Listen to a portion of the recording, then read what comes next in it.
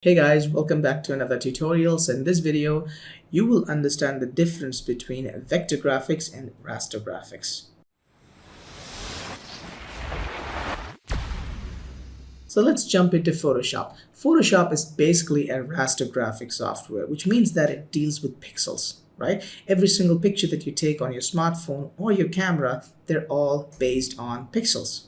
That's why when we buy a new camera, we look for the highest megapixel count. Even though Photoshop is a raster-based software, it also has the ability to create vector-based graphics. So Photoshop is a great way to understand vector graphics and raster graphics together. If you're looking for a totally vector-based software, then you'll have to go to Illustrator or CorelDRAW. Okay, so let's get started here. So in the left side, we have a green circle, which is basically a vector circle. And on the right side, we have a red circle, which is a raster-based image, right? So visually, when you see in the layers panel here, you will actually see a little bit of difference between these two types of layers. So vector layer has a little icon here that has got 4 dots and lines connecting the 4 dots. Raster image does not have anything inside.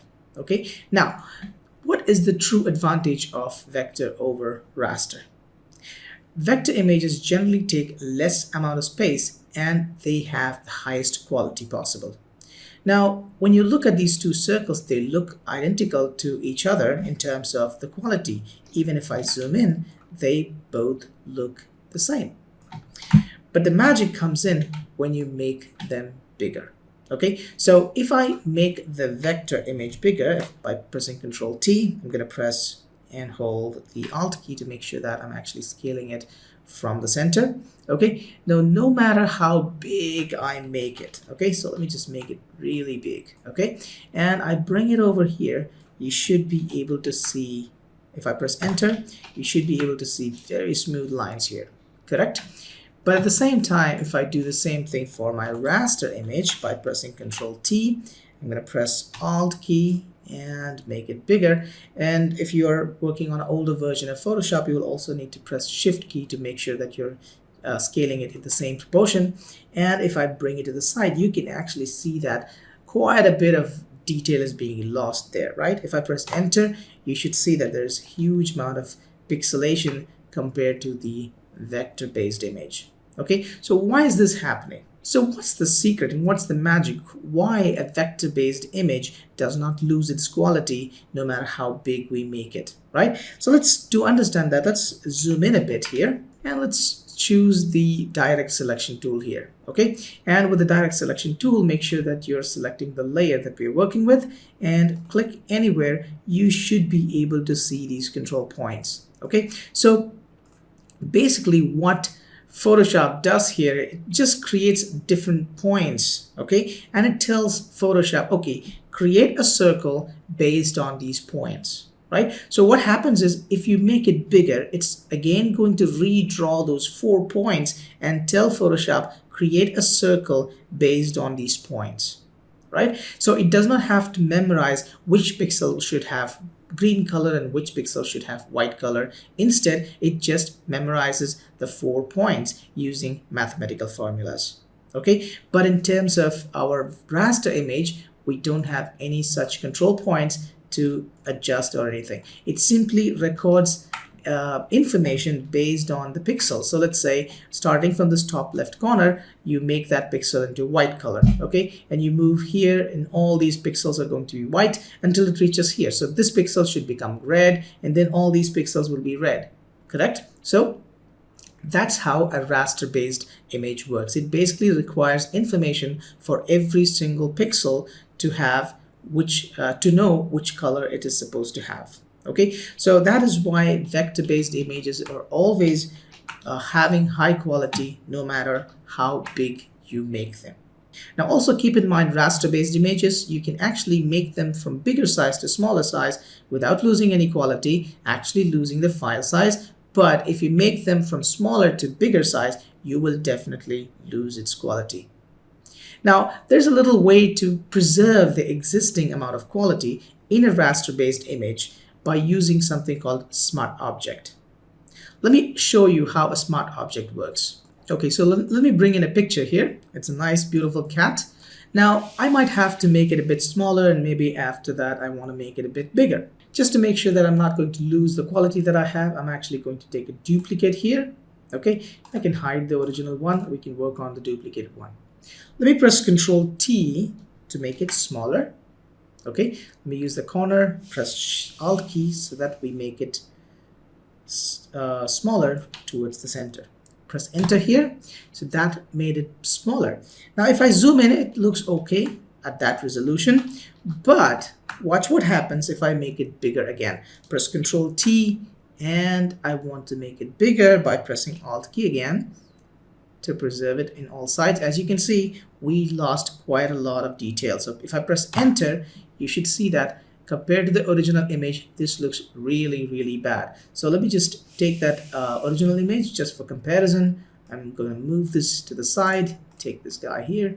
You can see that this had so much of detail, but because I made it smaller, it actually lost all that detail, right? Now, we can preserve the existing detail by converting this layer into a smart object. So let me just delete this layer that I made low quality.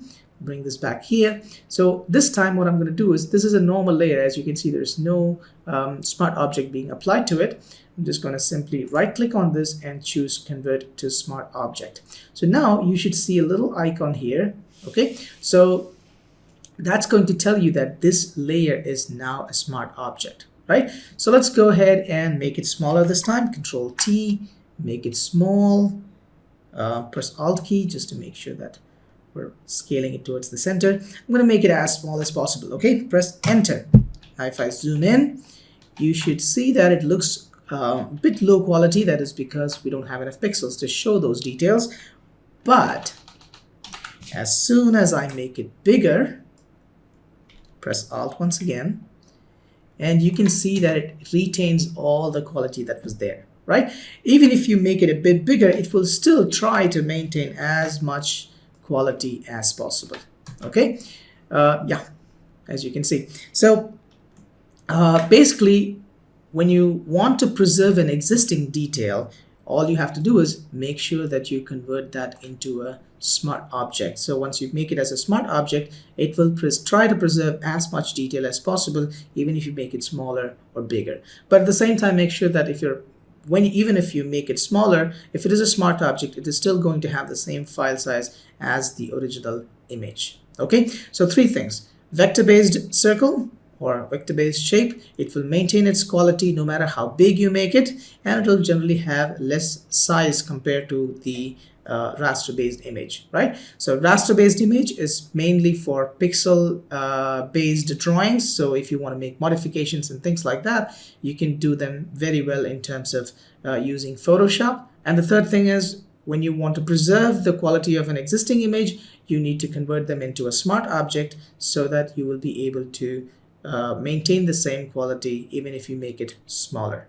Correct? Now, one little minus point that I want to point out to vector-based drawing in terms of Photoshop is you won't be able to edit it with the help of simple painting tools or with eraser tool or things like that. Okay, so for example, if I choose my eraser tool, if I go to my raster image, I will be able to easily erase it.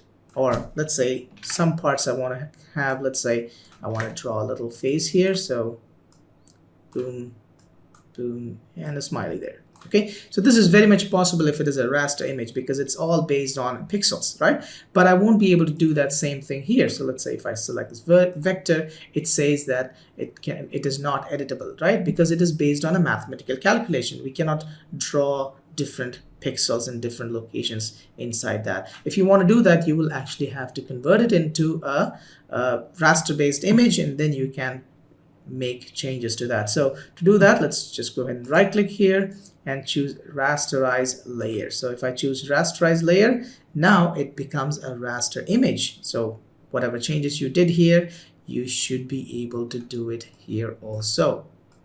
Boom. Okay, so that completes this tutorial. Hope you understand the difference between vector and raster. And if you have any questions, you can write them in the comment section below, or you can also use one of the social media links to ask your questions. Okay, so see you in another tutorial. Have a nice day.